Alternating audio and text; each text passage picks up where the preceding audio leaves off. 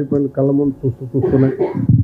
మా కాదంబరి కిరణ్ గారు మనం సైతం ప్రోగ్రామ్ స్టార్ట్ చేసి ఎల్లవెల్లలా మా కాదంబరి కిరణ్ గారు వెనక ముందు ఉండి అన్ని వేళలా అందరికి సహాయ సహకారం అందిస్తామని మనస్ఫూర్తిగా కోరుకుంటూ ఇది దిగ్విజయంగా సాగాలని ఆశిస్తున్నాను. మిత్రుడు కాదంబరి కిరణ్, ఫ్రెండ్స్, చాలా ఏళ్ళుగా కిరణ్ నాకు పరిచయం.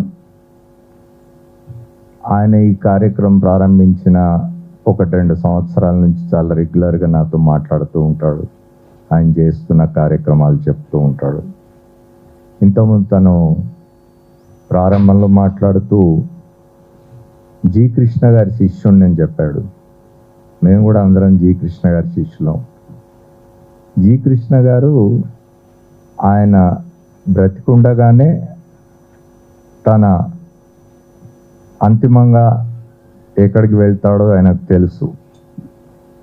జి కృష్ణ గారి దగ్గర నుంచి పెద్ద పెద్ద వాళ్ళ వరకు మనం ఇంతకుముందు చూసిన ఏవీలో హార్ట్ వర్క్ అని పెట్టినాడు. హార్డ్ వర్క్ చాలామంది చేస్తారు. హార్డ్ వర్క్ ఎందుకు చేస్తారంటే సంపాదించడం కోసం, తాము సుఖంగా ఉండడం కోసం, తమ తర్వాతి తరాల కోసం కూడా సంపాదించి పెట్టడం కోసం హార్డ్ వర్క్ చేసేవాళ్ళు ఉంటారు. అందుకే కిరణ్ దాన్ని హార్డ్ వర్క్ అనకుండా హార్ట్ వర్క్ అన్నాడు. అంటే మనసుతో చేసేది, ఇతరుల కోసం మన మనసు పెట్టి చేసే పని హార్ట్ వర్క్ అంటారు. తన కోసం, తను సుఖంగా జీవించడం కోసం, తన తర్వాత తరాలు మనం చూస్తూ ఉంటాం. ఇప్పుడు కొంతమంది 100,000 కోట్లు సంపాదిస్తూ ఉన్నారు. నేను ఈ మధ్యనే నిన్ననే అనుకుంటాను యాదృచ్ఛికంగా మూర్తి గారు చేసిన ఒక రీల్ చూసినాను. అందులో ఆయన చెప్తాడు, ఏం తీసుకొని వచ్చినాం, ఏం తీసుకొని పోతాం, ఉన్నన్ని రోజులు హాయిగా సంతోషంగా ఉండక ఎందుకు ఇది అని. అట్లా ఉండదు. కొంతమంది అవతల వాడిని ఎట్లా తొక్కేద్దామని ఆలోచిస్తూ ఉంటారు. మూర్తి గారి రీల్ నిన్ననే చూసినాను నేను అనుకోకుండా. ప్రపంచాన్ని జయించాలని బయలుదేరిన అలెగ్జాండర్ ఆ కాంక్షతో చేస్తున్న యాత్రలోనే చనిపోతాడు. చనిపోయే ముందు తన వాళ్ళని పిలిచి చెప్తాడు, 3 కోరికలున్నవి నాకు. ఒకటి, నా మృతదేహాన్ని నా వైద్యులు మొయ్యాలి. 2, నన్ను తీసుకుపోతున్నప్పుడు అంతిమయాత్రలో దారి వెంబడి నేను సంపాదించిన సంపదన అంతా, వజ్ర వైడూర్యాలు, ధనం అంతా కూడా చల్లాలి. 3వది, సమాధిలోంచి నా చేతులు 2 ఇట్లా బయటకు కనిపించాలి. ఎందుకు అని అడుగుతారు. అడిగితే డాక్టర్లు మోయడం ఎందుకంటే డాక్టర్లు కూడా మనిషిని ఎల్లకాలం ఉంచలేరు, బ్రతికించి ఉంచలేరు అని చెప్పడం కోసం సింబాలిక్గా. ధనధాన్యాలు, ధనం అన్నీ ఎందుకు చల్లమంటాడంటే ఇవేవి నీ వెంట తీసుకోబోలేవు అని చెప్పడం కోసం.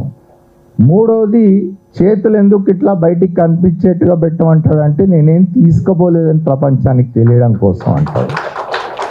కాబట్టి ఇది అందరికీ ఈ స్పృహ ఉంటుంది కానీ మర్చిపోతారు. మర్చిపోయి స్వార్థం కోసం పనిచేస్తారు. కాబట్టే కిరణ్ లాంటి వాళ్ళు మిగిలిపోతారు. మీడియాకు నా రిక్వెస్ట్ ఏంటంటే, మేము మీడియాలో ఉన్నాం కొంతమంది, నేను, మూర్తి గారు, సాయి గారు, పృథ్వీ, అందరూ మీడియాలో ఉన్న వాళ్లకు, మీడియాకు మా విజ్ఞప్తి ఏంటంటే, ఇట్లాంటి కార్యక్రమం ఏదైనా జరుగుతున్నప్పుడు దాన్ని జనంలోకి తీసుకువెళ్తే మరింత మంది ఇన్స్పైర్ అయ్యి ఇట్లాంటి పని చేయడానికి ముందుకు వస్తారు. అట్లాంటి జరగాలని, ఆ పనుల్లో ఏమైనా మాలాంటి వాళ్ళ వల్ల ఏ కొద్ది సహాయం మా వల్ల జరిగినా కూడా తప్పనిసరిగా కిరణ్ వెంట ఉంటాం. కిరణ్ లాగా పనిచేస్తున్న, ఇంతకుముందు ఒక మిత్రుడు వచ్చి మాట్లాడుతూ చెప్పినారు, డివి రావు గారు అనుకుంటారు, వారు చేస్తున్న కార్యక్రమాల గురించి చెప్పినారు.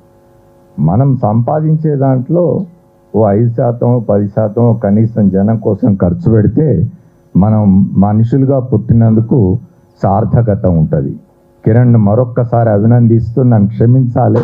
నేను చాలా ముందు కిరణ్ అడగక ముందే ఇవాళ ఇంకొక మీటింగ్ ఒప్పుకొని ఉన్నాను నేను. కాబట్టి కొంచెం మధ్యలో వెళ్ళిపోతా, ఏమనుకోవద్దు. అందరు పెద్దలను క్షమించాలని కోరుతూ అందరికీ నా కృతజ్ఞతలు.